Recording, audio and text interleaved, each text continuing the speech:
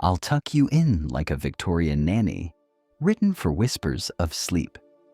Shh. There's no need to be anywhere else right now. Take a deep breath, and another. Let the day fall away, like a heavy cloak slipping from your shoulders. You're safe here. You're warm. And tonight, I'll be tucking you in like a Victorian nanny with all the quiet comforts of a time long past. Close your eyes if you like. Sink into your pillows. Listen to the soft hush of my voice and let your thoughts float away like dust motes in the morning light. It's okay if you drift off.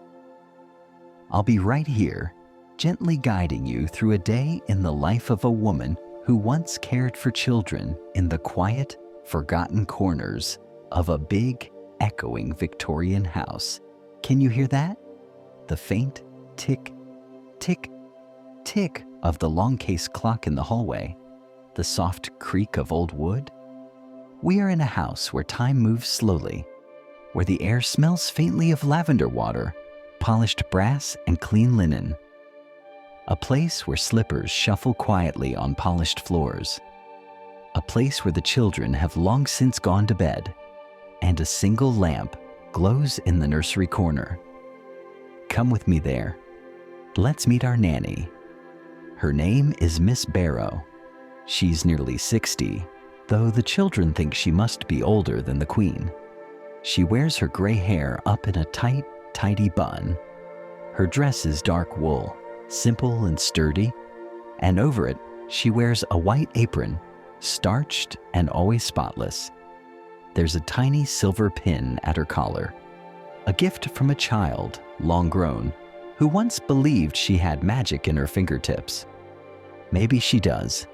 She's very good at soothing cries, finding lost buttons, and reading stories without even opening the book.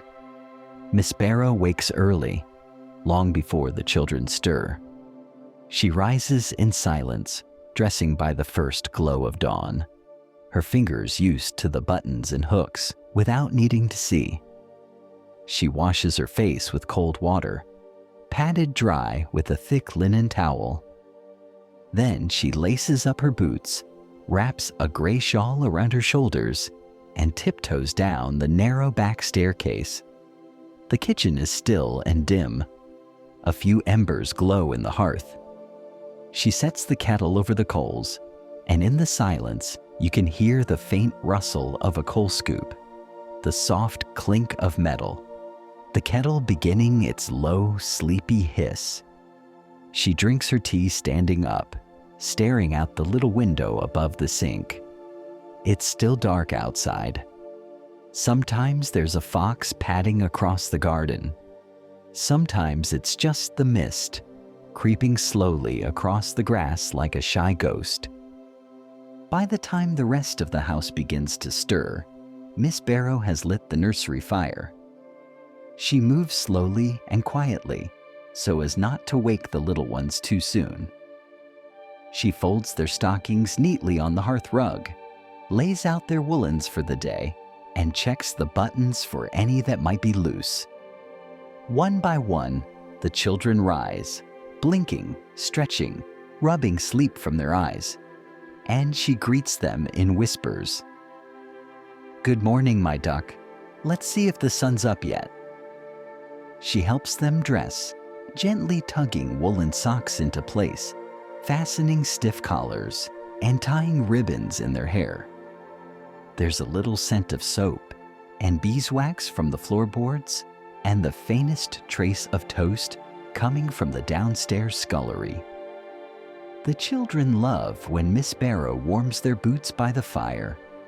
They sit on the rug, yawning like sleepy kittens, as she tells them what day it is, what the weather looks like, and whether there might be honey with their porridge. Outside, a carriage rumbles faintly down the street. A milkman's cart clinks with bottles. In the distance, a bell chimes the hour.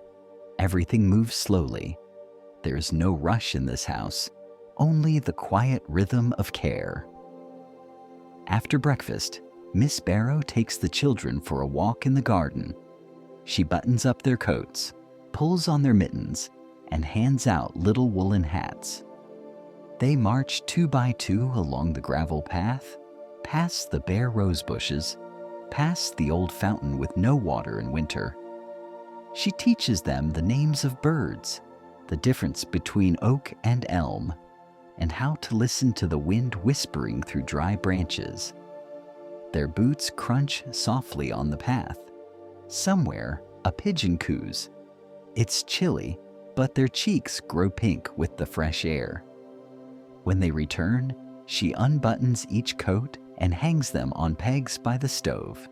She warms their hands one by one and gives them mugs of milk sweetened with a little syrup. It smells like nutmeg, like comfort. Then it's time for quiet hour.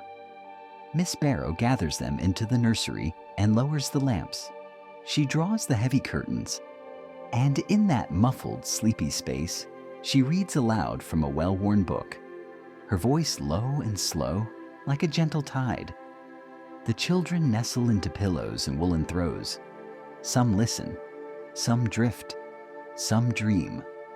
And Miss Barrow just keeps reading, softly turning pages, the crackle of the fire behind her, the hush of breathy sighs, the tick of the hallway clock, like a metronome for dreaming.